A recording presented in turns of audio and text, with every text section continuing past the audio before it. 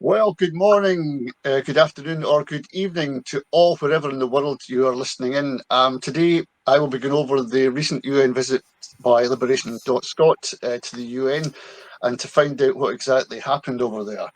Can I start probably with you, Alf? Post-colonial theory. How did that go down with the listeners and the people who wanted to know more about Scotland's position right now? The audience, we have to remember, was a mix of member states of the UN and also aspiring states, members of non-self-governing territories and others as well. So the realities of colonialism are well known. And we also attended a meeting of the African Association of Nations, 55 nations, of which 53 are former colonies, many ex-British colonies.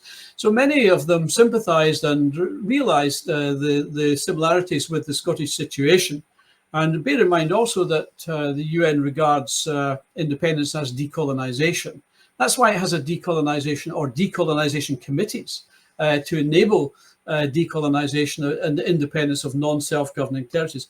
So essentially we were there to explain Scotland's non-self-governing status, with at the moment the case of the Union as another colonial hoax, as it's regarded within the international community in regard to treaties that are violated and basically worthless, and that was well explained. So all of that was explained to do with Scotland. So basically we were there to explain Scotland's qualification, as it were, for non-self-governing territory status and the reasons why that has to be regarded as a matter of urgency as well. So it was a very interesting forum. Of course, it's basically independence is also could be defined in some regards as UN member state status. So if you look at in that context, we are in the right forum. Well, can I bring Sarah in at this point then? Because Sarah, it's always valuable to hear other people's opinions of Scotland from a different angle, different set of eyes. What did you find most appealing from the people who were listening? What was the thing that you thought, yeah, we're on a good wicket here? I think how many people got it, and it took a couple of hours, to deliver everything. But the response at the end from the question and answer session was, to me, was remarkable, incredibly moving. Speaker after speaker talked about their own situation and how ours resonated. And then informally we heard from people who'd had no idea what Scotland's real situation was. And my feeling was that, there are some very clear objectives that we want to achieve, but there's none that is more important than the one that is being achieved as we go, which is that of creating allies, alliances and making friends, and placing ourselves in solidarity with other colonies, and former colonies, liberation movements, and that those relationships are actually what are going to stand an independent Scotland in good stead. It's what's going to be essential for our future, and it's certainly going to be essential for us to achieve the objectives we've set ourselves. Picking up on that, Craig, that's interesting. We have to make connections with the international community because politically we're trying to do deals with Westminster, which is to any fair-minded person is a blocked road. Who are the people we need to talk to? Who are the people who really can do a job for Scotland in the UN? Well, initially we're concentrating on making contact with other countries which have a liberation outlook, if you like. South American and Caribbean countries, African countries.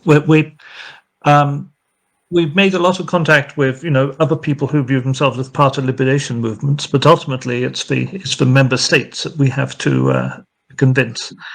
And there, the starting point is to get the members of the C24 in particular who are tasked with decolonisation, and we've made good inroads into them. But there's one thing I want to add on this to what Sarah and Alf said, which the thing that struck me enormously in Geneva was there was no pushback whatsoever. Nobody from any of these former colonized countries said, but you're not a colony. Scotland's not a colony. Nobody said Scotland was part of the colonizers. We didn't hear that at all. Partly because, of course, all of those states understand, and all of those places wishing still to be states which are still colonized, they all understand that every nation has its co-opted elite who joined in. They all understand that the colonized country always provides armed forces to the colonizer. That their fencible men are conscripted or bought and recruited to serve the colonizer. They all understand that all those things that Scotland did, their countries did also. But they all also had treaties with the UK, those who were colonized by the UK. So they don't see Scotland as unique in that way either.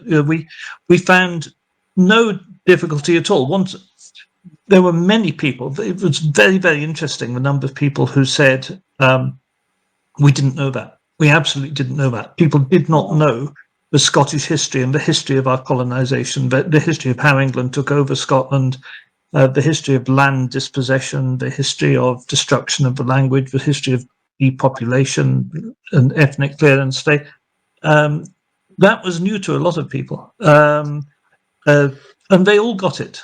That they did all get it. I have, in both in this trip to Geneva and in my earlier contacts at the United Nations back in June, where I met at least a dozen people at the ambassadorial level from different nations, not one person has said to me Scotland was not a colony. Not one person has disagreed with the idea that Scotland is a colony and should have non-self-governing territorial status.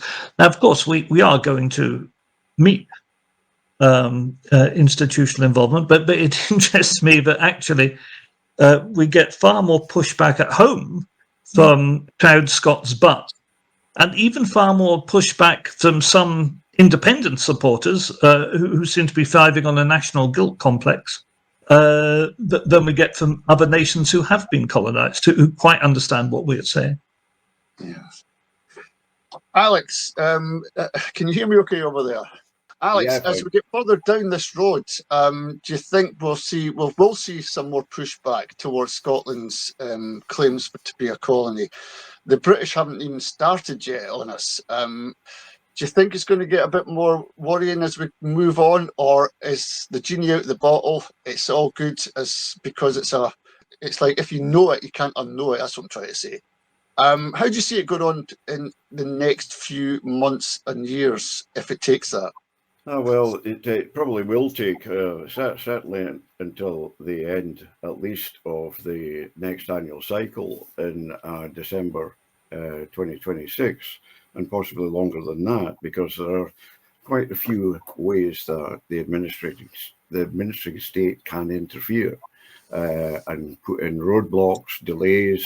I don't think they can actually prevent it, but it can go. They will go on for years as they keep getting interfering, and then even if it comes to the final vote, they can invoke Article 18 of the Charter and declare it an interesting question, an important question. Sorry, and that means you require a 2/3 majority, but they have to pass that first. So there's lots of hurdles along the way, yes. Back to you, Alf. If that's the case, do we need to have political parties joined along with us to bring the fight for independence? Because ultimately that's what we're trying to get for Scotland. But it seems right now that one particular party is about that. Well, it was the point was made by our team in Geneva that one of the main reasons we were there, apart from anything else, is liberation movements are created when the political process fails the people. To a large extent, this has been an evolution of that. We've had successive majorities of nationalist MPs and MSPs who have been unable or unwilling to declare independence, to take matters forward in a logical sense. And as we know, it's only relatively recently that in Scotland and in the political scene, a referendum has been regarded as being the important aspect, whereas previous to devolution, of course, which is relatively recent, 25, 26 years, the cause and the purpose of the SNP was to declare independence when an elected majority of nationalists occurred, and that was also accepted by the so-called unionist parties. So we are there largely because the political process has failed in that sense. But this is normal within post-colonial theory, and this is what other countries and other territories recognize. They recognize their dominant national party becomes part of the system, or in the terminology, part of the racket. And then it takes its foot off the pedal for independence. It takes people up blind alleys. It delays independence, and it becomes part of the system. It builds up its pensions and so on, feathers its nest, it points its friends to different positions, behaves like a gang, essentially. So that's, you can see that within the SNP at the moment, which has a rebellion of different groups within it wanting to seek innovation towards independence, whereas the leadership and the elite want to go very, very slowly. They're quite happy to take people up the hill or halfway up the hill and march them down again after they get elected, so without reaching the summit. But this is part of post-colonial theory. All this is played out in many, many different territories around the world, many different instances. It's all been written about.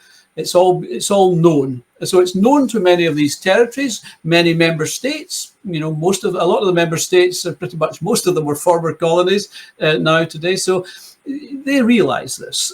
So Scotland's situation is not unusual in that context. It's really, as Craig alluded to, the people need to better understand their condition. They need to better understand what is actually happening here, and that the status quo is being maintained now by the dominant National Party. And as I say, that's not unusual.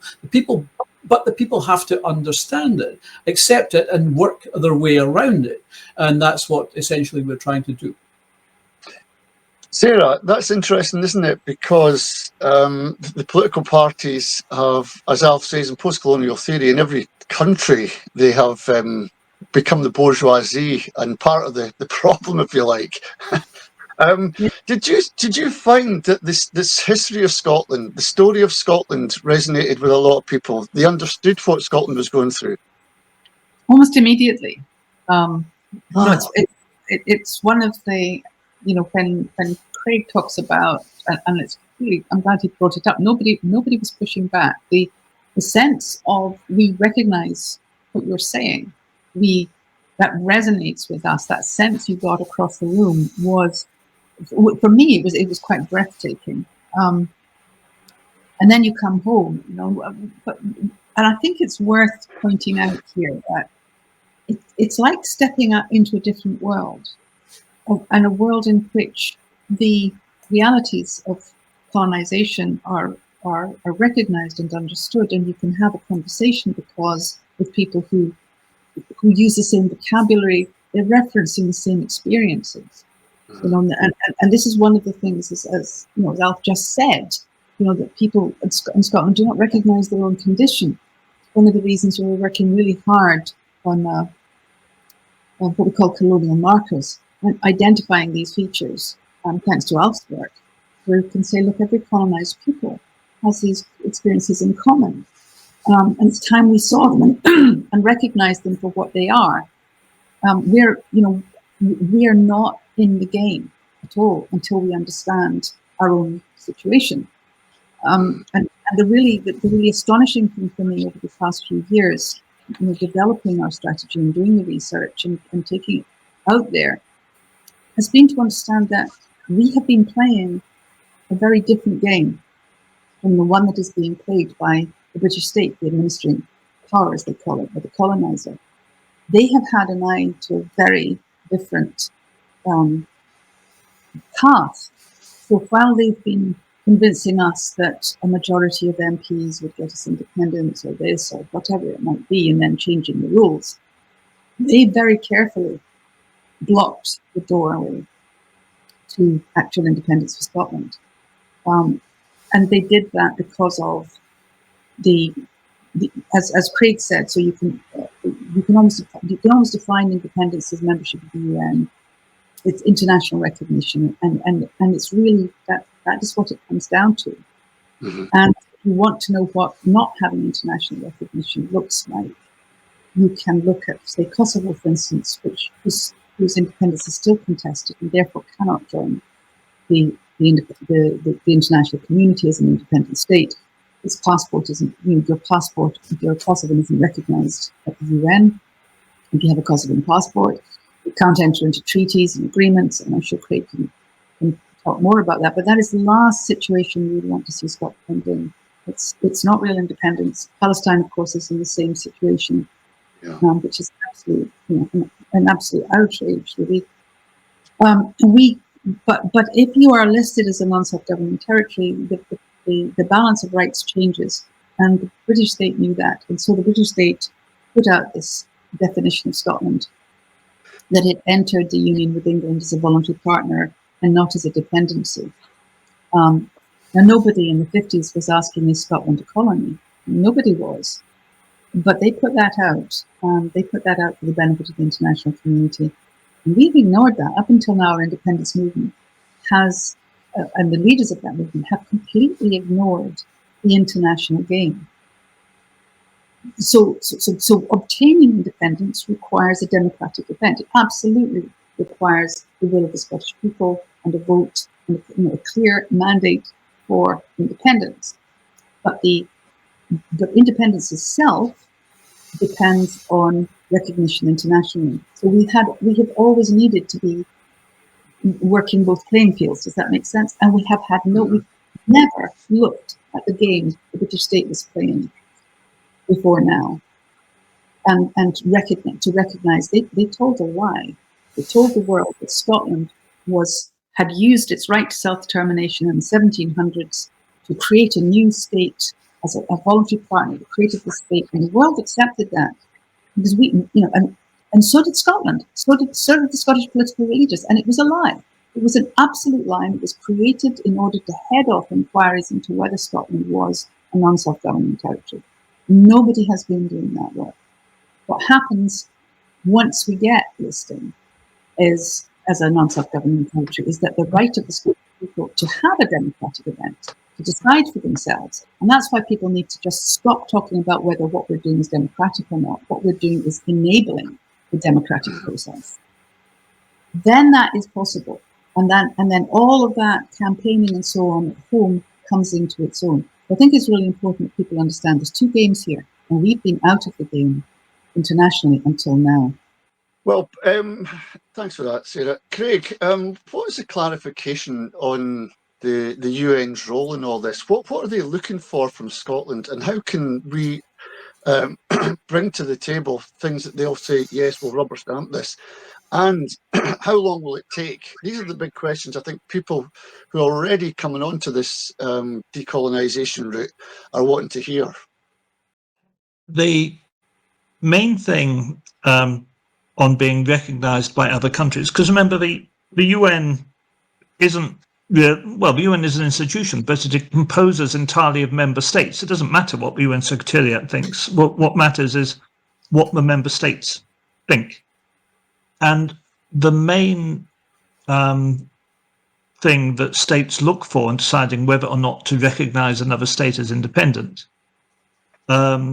is control of its own territory. So at the moment you declare independence, you have to actually physically control the territory which you are claiming. And that's a criterion that the Catalans never met, for example. When Catalonia tried to declare independence, they very plainly did not have physical control, and in fact they were subject to extreme violence by the Spanish Guardia Civil. So they received no recognition from anywhere. Kosovo is an interesting place. Kosovo has been recognized, I think, by a majority of countries in the world, but is not yet firmly established at the UN. It's getting closer bit by bit. But Kosovo, the reason it is more successful is it does have physical control of its own territory. The Turkish Republic of Northern Cyprus has very perfect physical control of its own territory, but nobody recognises it at all. So it's a necessary, but when I say nobody at all, Turkey and a few other countries recognise it. It's a necessary but not sufficient condition. So, but one thing which gives you the right to be independent is your recognition as a non-self-governing territory. At that stage, you're in a decolonisation process, which the UN has accepted by the General Assembly, putting you on the list, and ultimately it is the General Assembly that has to agree with your incorporation on the list. The UN is accepting you are a colony, and that the end goal must be decolonisation. That in itself does not mean that if you were to have a democratic event or any other event that leads to a declaration of independence, it does not mean you will automatically start to be recognised by countries of the UN. What it does mean is that you are in a process where the administering power, which would be London in this case, is supposed, in negotiation with the United Nations and in negotiation with the Liberation Movement and other stakeholders in Scotland, is supposed to facilitate your transition to independence. But the United Kingdom, of course, doesn't practically do that. There are still several British colonies on the list of the Decolonisation Committee, which the UK shows no real signs of intending to decolonise. So none of these processes leads to automatic success in the short term. I think that needs to be understood. But your chances of success, if you eventually have to make a declaration of independence without the agreement of London, and I should be absolutely plain. My own view is that there will never be the agreement of London. We're never going to see a voluntary agreement from London because they lose so much of our resources. They can't afford to lose our resources. It would enormously diminish the UK.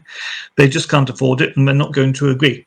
So once we come to a stage where Scotland, by whatever route, is ready to declare independence, our standing at the UN will be enormously enhanced if we are already registered as a self-governing territory. All of this helps.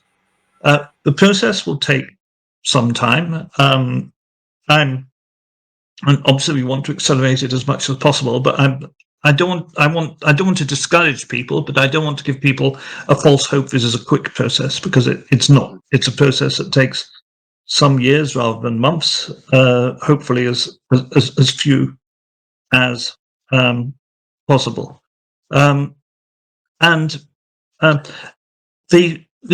there's also the important thing to say is ultimately Scotland's independence will depend on a vote at the United Nations.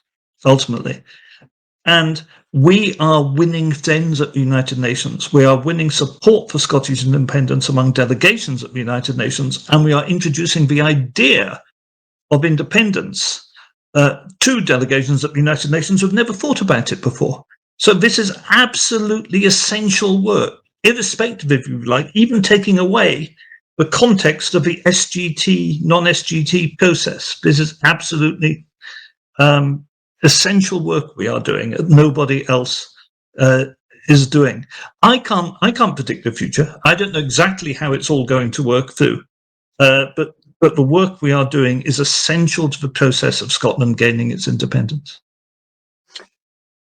I'll bring in Alex at this point. Alex, is he still there? Have we still got Alex? Yep. You can hear me, Alex. Alex, there's a lot Yeah. of talk about nation states. We need to win the support, but aren't nation states being overtaken by blocs, America, Russia, BRICS? It might be hard to get an argument going with these people in charge. Yeah, you're right. These blocks are very powerful within world economics and politics, of course. All we can do is make contact, explain, educate, and as Sarah said earlier, when we were speaking at the UN, people got it. They got it much easier than some of the people in Scotland do. They realise the colonisation that's taken place, and I had no idea about any of this until I joined Salvo, and it was only by participating in the research team that I discovered the heinous crimes that had gone on both prior to and after 1707. It's the stepping stones that we have to go through are pretty plain, and it not only plain to us, it's obviously plain to the administrative power. So they know what we're going to be doing, and they know what we've got to follow to get there. So no doubt they're very well prepared indeed. Thanks, Alec. Alf, back to you. Post-colonial theory. You mentioned in your book that there's an ethnic nationalism and a civic nationalism that has to be separated, and we have to let the people here vote on what we want to do, because the others haven't caught up with Scottish history or Scottish politics yet. But right now, we're seeing a lot of incomers. Well, I stay in Drumnadrochit, and we're seeing a lot of people coming up from south to get free prescriptions and free utilities.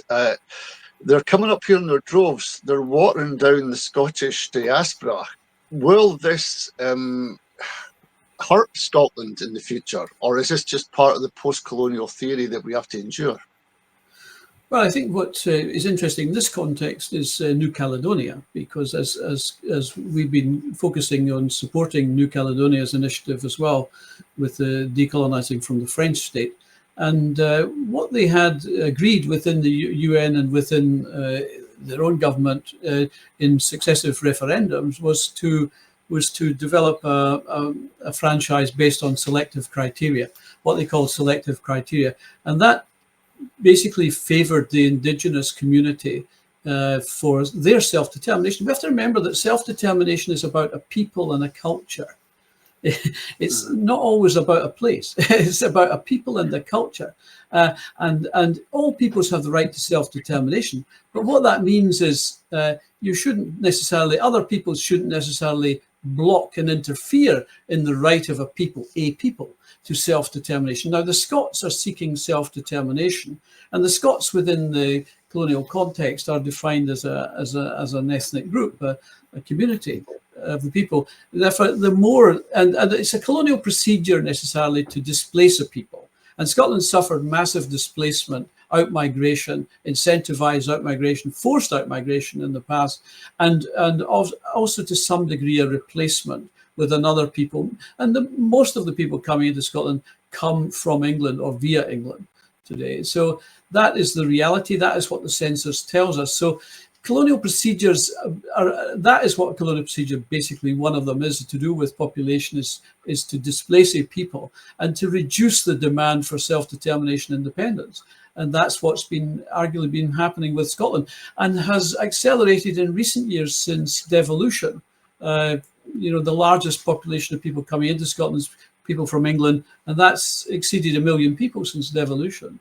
So it's not insignificant; it's very large. And we know from post-referendum research, and also in voting intention surveys before the referendum, that the group, if you like, with the highest propensity to vote against independence is people from the rest of the UK, particularly people from England. So that is a reality, and that is also proven in different constituencies in Scotland that tend to vote for what we call unionist rather, or colonial parties, as I would call them, rather than national parties. So this is a proven situation. It's a fact of the matter. So I think we're going back to the New Caledonia franchise, the UN agreed franchise. If we have a non-self-governing territory status with the UN, it allows UN agencies to engage in the process, but perhaps takes the process out of the control of the administrative power who wants to run everything and control everything. And remember also that Scotland has been using and will use in May next year a local government franchise, which is universally not a national franchise and not used for matters of sovereignty and referendums to do with sovereignty. So we are already using a franchise that is weak in terms of national sovereignty. It leaks national sovereignty in this regard. So it doesn't work in our favour, either in a referendum or in national elections to the national parliament, which is basically going back to what many unionists described it as a wee pretendy or a wee parish council type of parliament. It's got a municipal franchise. It's basically a local council in terms of its franchise, where anybody coming through Scotland for any short periods or any long periods, whatever, can vote on the sovereignty of Scotland, and this just wouldn't be allowed in other countries. No, it wouldn't. Thanks, Alf. Sarah, I remember Tom Devine, that renowned historian, mentioned one time in a speech he gave that there are cockroaches, rats and Scotchmen all over the world in dark places. Not understanding really why all the Scots were abroad and, with the rats and the cockroaches, but he was wanting to portray this as a great thing. Colonialism is a really difficult subject for a lot of people because Scots have been involved in colonisation of other groups around the world as part of this union. Is that going to be a sticking point as we move forward and the evidence comes against us? Well, it certainly seems to be a sticking point for people at home who are not involved in the international campaign and appear to have no intention of getting behind it. But they keep throwing this up. But abroad, we don't really have to remind any of the other states, that they provided the colonizing, administration for the empire. If you look at the way that India was used, Indian troops used to conquer India and then East Africa, and then put in an Indian administrators put in to run the show in Africa. In the West Indies, there were more Irish slave plantation owners than there were Scots, and nobody disputes that Ireland was a colony. And that is just basically the pattern. Scotland apparently is unique. It's uniquely unable to manage its own affairs, uniquely too small, too poor, and too unable to make political choices to be able to be independent. Uniquely amongst all the colonized peoples, it provided troops and administrators, which were very much in demand, by the way, because of the level of education in Scotland, which was not the same throughout what is now known as the UK. So if we're prepared to say that these arguments can apply to Scotland, even if they've never applied anywhere else, then it might. But I strongly suspect that the fact that Scotland's no different from any other colony. I'm thinking more of Scotland itself, Sarah. In Glasgow, for example, all the streets in the town centre are named after Buchanan, Renfrew, and all these people who were heavily involved in these kind of colonial devices. And even today, we're asked to celebrate those people, not knowing the full history. For me, the first thing we should do, I guess, is go to the international community and hopefully the Scottish people become interested in what's happening at the UN and not trying it the other way, if you know what I mean. I think, the thing is, that is always, when you go to any colonized country, the street names are and the monuments are those of the colonizing power. They're those of the establishment, of the colonizer, and those and the people who were their ciphers, their compradores, the native elites who betrayed their own people for wealth and power and privilege. And that, that's what you find everywhere, all over the world. The thing to remember is those individuals are individuals. They're not a nation, and they're certainly not the state. They're not, at least not the Scottish state. When Scotland was annexed by England and the treaty was put in the bin, Scotland was put under the English crown, which is what happened. The English state continued unchanged, as Professor Black has pointed out. Scotland ceased to exist as a state, not as a nation, but as a state. The state was the state of England. So whatever individuals did, and we all have our share of lousy individuals in every country, that was not Scotland the state, but neither was it Scotland the nation. Scotland the nation was suffering in the same way and is still suffering in the same way as every colony has suffered. Resources are exploited and extracted and end up making the people poorer than if they didn't have them. So it's really important to make a distinction between these people who no nation could possibly be proud of, but you see their monuments and their names everywhere, and the nation and the state. So they're very different things. Alex, I'll bring you in at this point because I want to delve a bit into what will happen in the next year or so with the SNP perhaps getting returned, but things will be going on just as they were before, I imagine. Where does that put the Liberation campaign? I think I'll put that one to you, Craig, because I think Alex having problems. I mean, things will be much the same they are now, I think. I don't think the SNP would be able to ignore their mandate again so easily, to be perfectly honest. For one thing, they're saying they won't ignore their mandate again this time. And I don't think simply begging London for a referendum, then doing nothing when they don't get it, is going to wash again. It does look, due to the extraordinary fracturing of the vote, with Reform coming in and taking away some of the Tory and some of the Labour vote, it does look as though the SNP is very likely to do very well. I also saw actually that there's an opinion poll I saw this morning, in fact, where Alba made 5% for the first time. I think it's in the National today. So that gives a chance that Alba may be in the Parliament as well. And we still don't know whether the Corbyn party will ever materialise or not. But if it does materialise, that has the potential to absolutely destroy Labour in Scotland. Labour in Scotland is in a very bad way already. But if there's an alternative of a Corbyn party, I can see Labour in Scotland going down to below 10% of the vote and hardly being represented at all in the Scottish Parliament. So it's very hard to know exactly what's going to happen. And of course, there's a question. It's perfectly possible that all John Swinney wants to do anyway is get his feet under the table again for another period as First Minister, and that he would just go begging to Starmer for a referendum. Then when he doesn't get it, he'd just turn around and say, "Oh, well, I tried."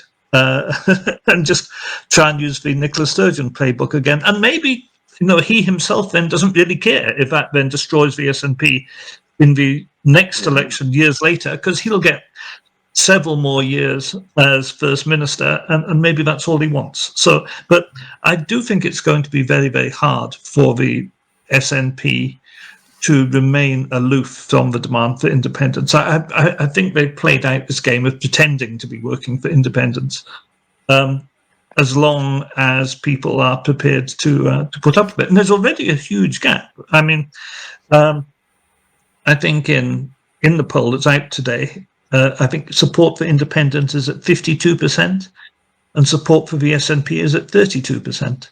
That's a 20% gap. That's almost half of independent supporters voting for somebody else. And so I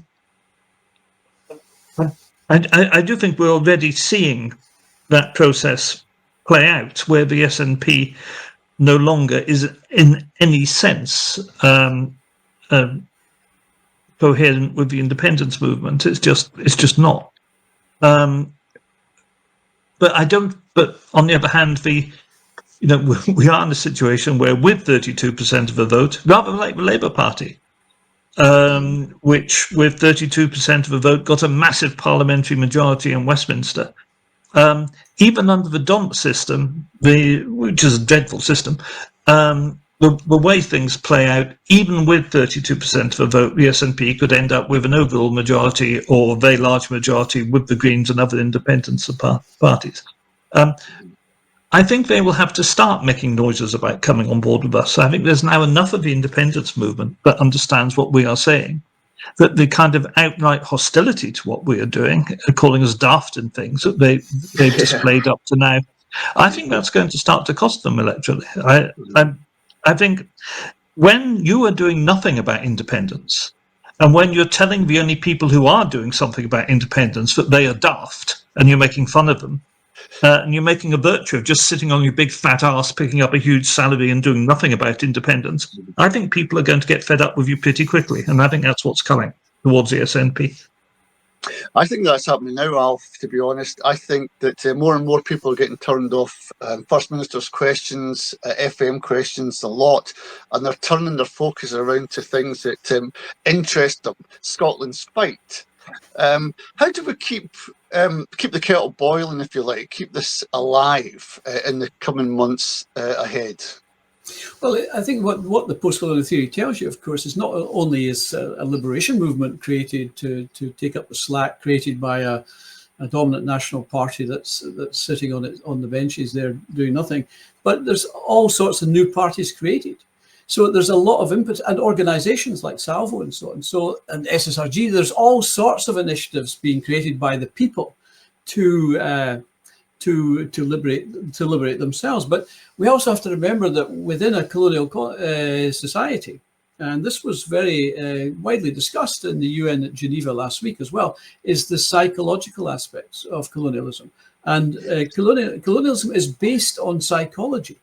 Most of the theorists that developed post-colonial theory that led to the self-determination process at the UN and the creation of these committees were French scientists, French psychologists, and developing that theory, mostly French. And they created this body of literature that demonstrates how a people can crave dependency, can seek dependency, as well as become a dependency economically, politically, and so on. Psychologically, they seek that dependency.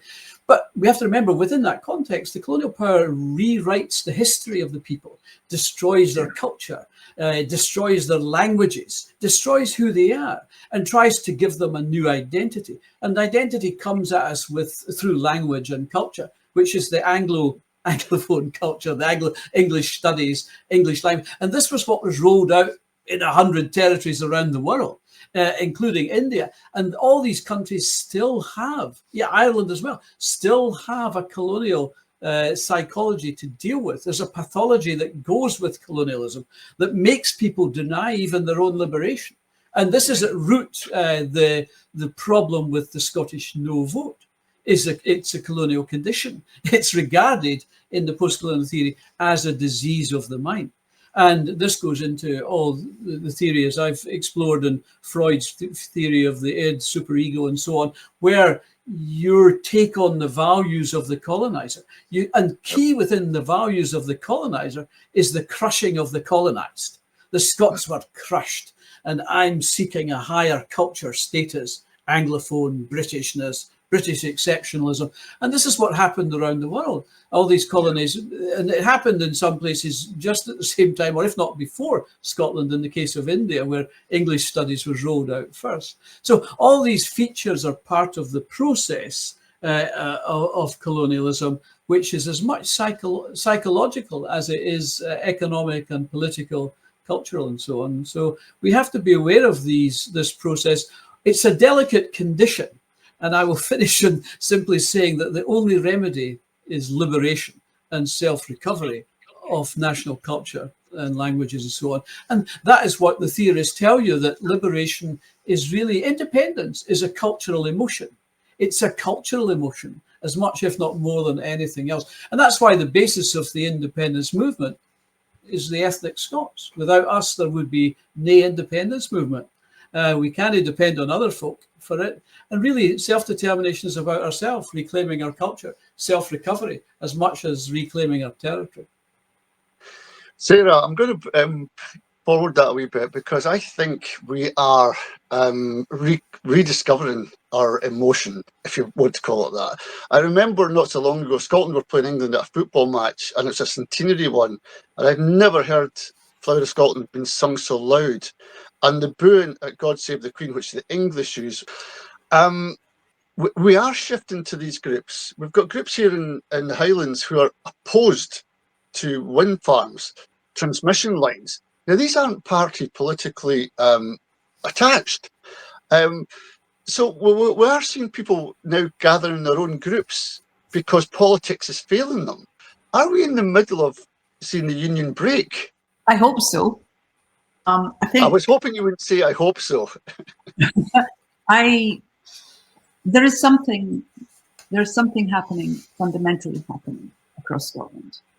I think it's at least 52% in favour of self-determination and restoring our sovereignty right now. I think it's at least that. Go back to 2012, it was something like 34%, but the mood is completely different. It was a very triumphant, innocent, almost joyful mood from 2012 to 14. The mood now is not, it's much more somber and it's much more angry, but it's also much more mature. We understand much more about our position. We're certainly people are beginning to understand much more about it. From 2012 to 14, you saw lots of saltires and faces painted and whatever. It was great, but people didn't really know what that meant. What does it mean to be a Scot? Well, the one thing that we know now is that we have a constitution that began in about around 843 AD, and continued to develop until Scotland was interrupted by annexation. But within that constitution, there are things of which every Scot can be proud. It doesn't matter whether they're, second generation Scot from Sri Lanka or a Highlander in South Uist or whatever, or somebody from the borders. You can say these are our values. These are the things that unite us as Scots. We have a poet, Rabbi Burns, who put them into lyrics, into lyrical language, and we all identify with them, and we can say that is what unites us. I think there's a much fiercer sense of who we are. I think there's that it has always been about the sovereignty of the people. So it's quite satisfying for me to see these organizations forming, ignoring the politicians and saying, well, we'll do this.